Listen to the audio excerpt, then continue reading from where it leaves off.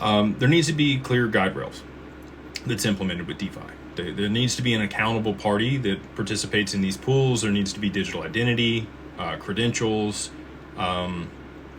You need oversight in the pools.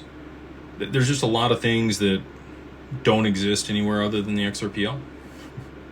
And I think that, we've seen DeFi on all these other networks. There are AMMs on other networks.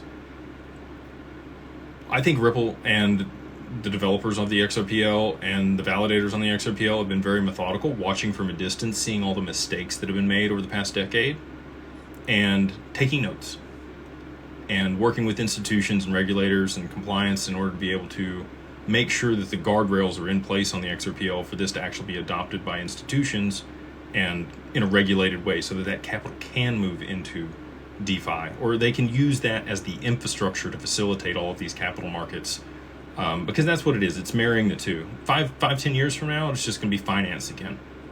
It's not going to be, crypto or DeFi versus TradFi. TradFi is a recent term.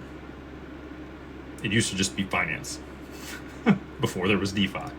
So they'll marry the two, and it'll just be back to being finance again. But all that to be said, the Clarity Act, it would benefit crypto more than it would benefit the banks, because it would provide, them with the understanding of, do they need to be a transfer agent? Do they need to be a commodity pool operator? Do they need to have their broker-dealer license? All these things, in order to be able to have an accountable party and oversight in these ecosystems, they would actually know the rules of the road.